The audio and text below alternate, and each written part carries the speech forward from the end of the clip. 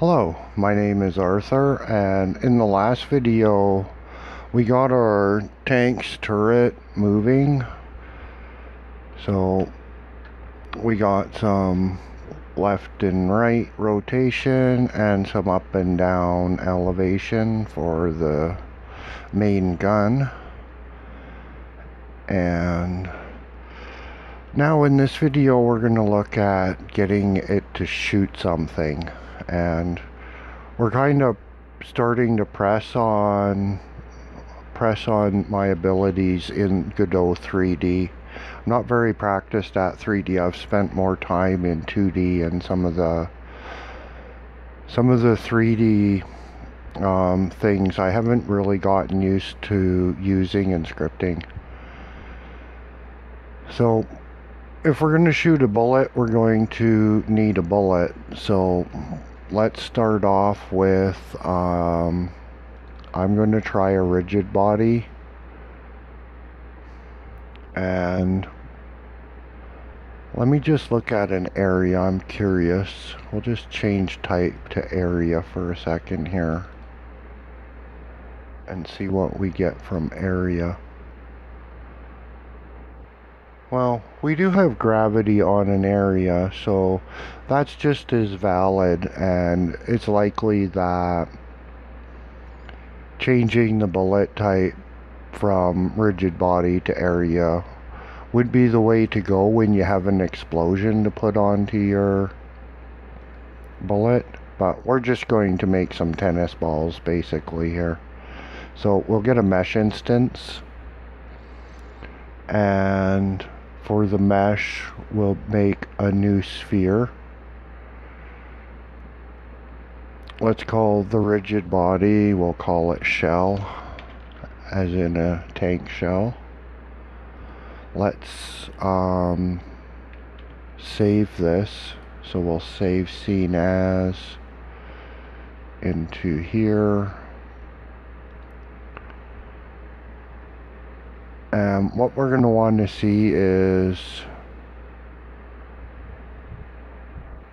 we're going to want to see the shell up against the tank turret. So we'll just kind of pull it to this end of the tank turret, and that gives us an idea for our scale. So let's see the mesh instance. We will look at that. Radial segment, rings, material, radius and height. So radius and height, I see this doesn't have any handles on it to manipulate its size, so we'll manipulate the radius and height. And reading this, we have a radius of 1 and a height of 2. Now, what that, I don't know, I think it would make more sense if they didn't call it height, if it was called diameter. But height is the diameter, and radius is from the center of the sphere out, and then the height is from top to bottom, which is also the diameter. So that's why radius is 1 and height is 2. So we'll just try 0.8, and then height would be twice that, so 0.16. We'll save that, and we'll go have a look at our 120 millimeter.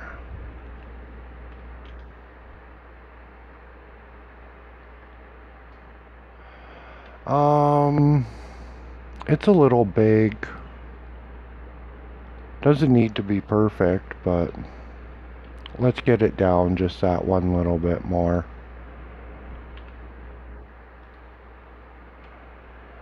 And save that, and then have a look. So that's a little bit closer. We're going to spawn it right at the end anyway. So let's take this out. We'll call that satisfactory. Now on the turret, what we're going to need is a node to determine the position of the end of the turret. So we'll add, we could use a spatial or a position. We'll just use the spatial. It's really no different than a position. It's just an empty place. And about the only difference is a position has more visual to look at, as far as I know. So we'll save that in, and we'll get back to the shell. This will need a collision shape. Now usually if I add the collision shape to the mesh instance, what happens is it sizes to the mesh instance. But that isn't what happened here, so we'll just scale it. There we go. And reparent it. That way the shell has got everything it needs. So control save, attach a script. Okay, so function ready. I don't think that needs anything. Function start. And we'll need a position and a direction. So we'll just shorthand those to save us some typing. Position and direction. Then that's going to get passed from the floor GD. I've attached a script to the floor. The reason for that is we'll have the floor spawn the bullet, so it's not going to be attached to the tank as a child of the tank. It would follow the tank around. As I understand, there is a trick to make it so you can spawn it on the tank, and I think that trick is to add a node 2D, and the node 2D confuses Godot, and the bullet won't follow the tank around because the 2D node doesn't have the right information. But I'm not going to use a way that's sort of confusing Godot and kind of exploiting an error kind of deal. So it would go into floor. So that would be function on shoot. We would have shell, position, direction,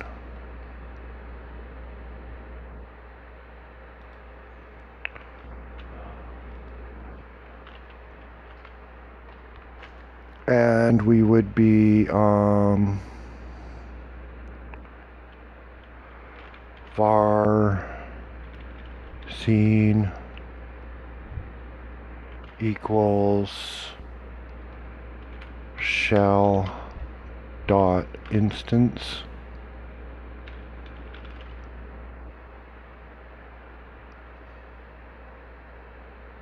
I think that's the way that should read. Then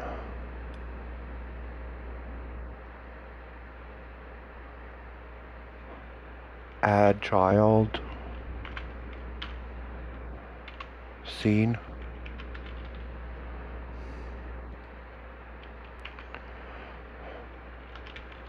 scene dot start,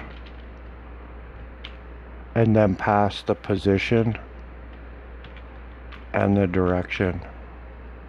That passes the position and direction because scene is shell, so it's going function start and it's passing the direction and position to here.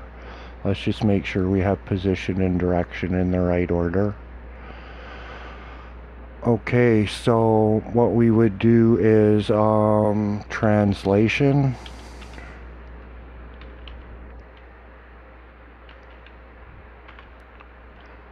equals position.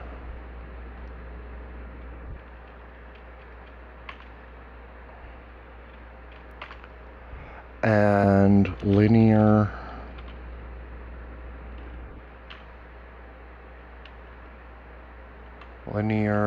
velocity equals vector 3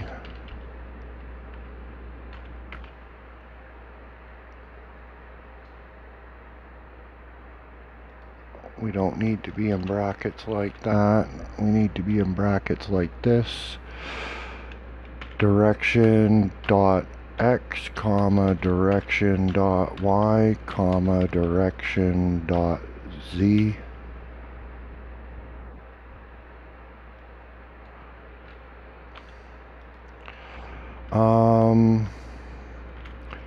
Times speed. And then we'll need a variable for the shell speed.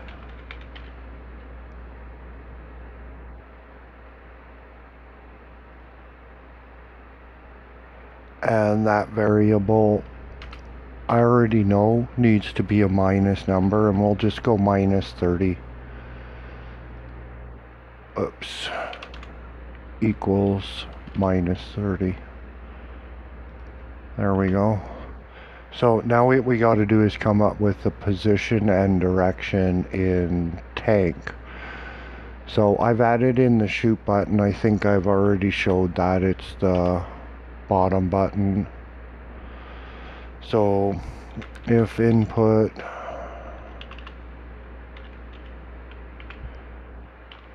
is action just pressed,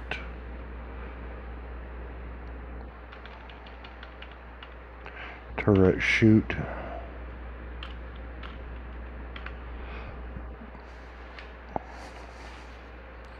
variable position equals $ tank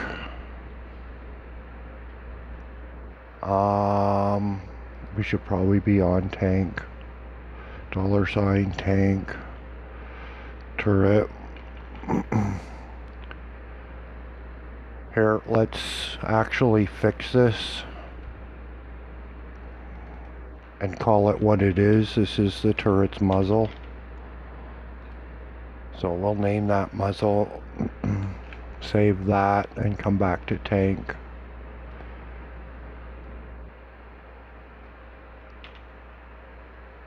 Now it's having troubles catching up with that. Tank,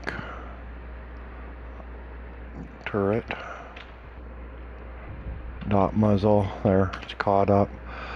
Dot muzzle, dot global transform dot origin. So that'll come up with position of the muzzle.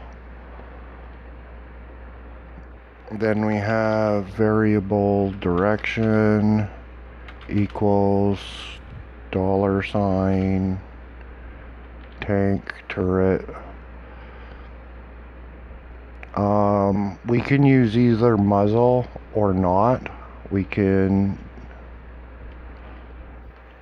just use the actual turret because it's also elevated on the same. So we would be global transform dot basis dot x.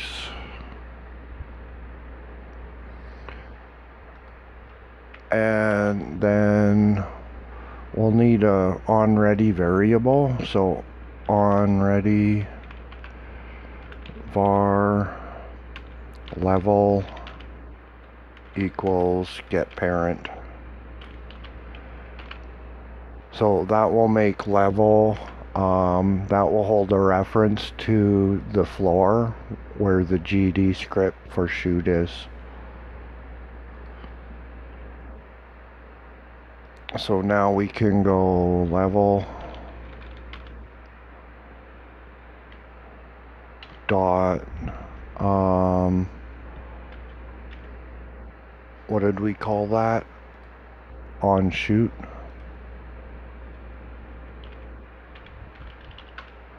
On shoot.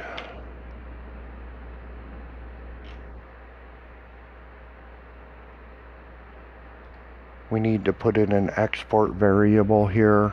Export packed scene.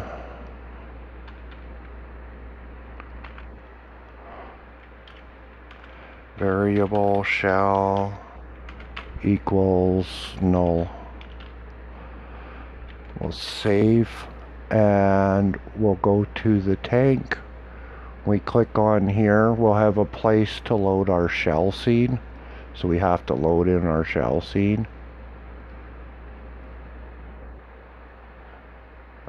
And that gives us a shell to pass to on shoot. So we'll pass shell, position, direction, level, on shoot, shell, position, direction.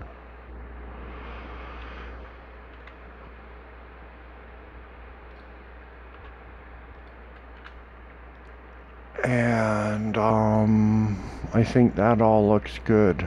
So we have the pack scene for the shell, the level.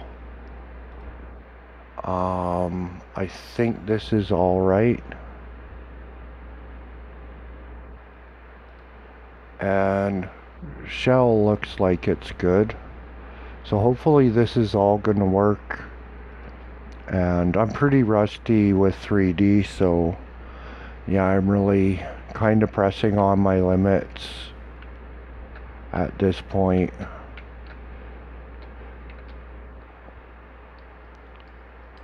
So let's look down the barrel of the gun and shoot. Okay, so we have a syntax problem here. Hopefully that's all the problems we're going to run into. And we'll repeat the process. Because I think it will be funny to shoot the camera.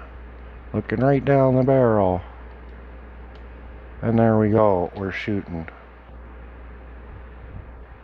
Now, we got a lot of vibrating in the vehicle. I'm a little dissatisfied with that. So let's shoot the block and see what we get out of that. Die, block, die. It's not dying, but we got a lot of balls rolling around.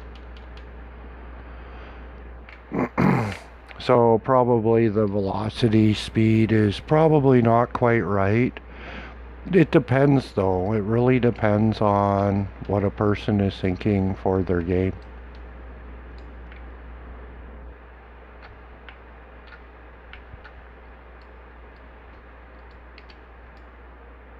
Poop. Okay, so yeah, I'm not really sure what direction to go in with this project.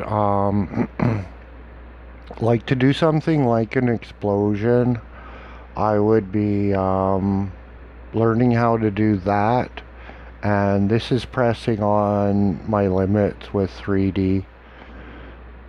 And well, in a way I'm somewhat dissatisfied, and really all we have to see is the way the muzzle is vibrating around like this, and the way that the vehicle is actually behaving on the floor is a little bit unsatisfactory to me. Yeah, from here, what I would personally do in the quest of learning, because I really don't think that Godot is too ready for this kind of a game effort.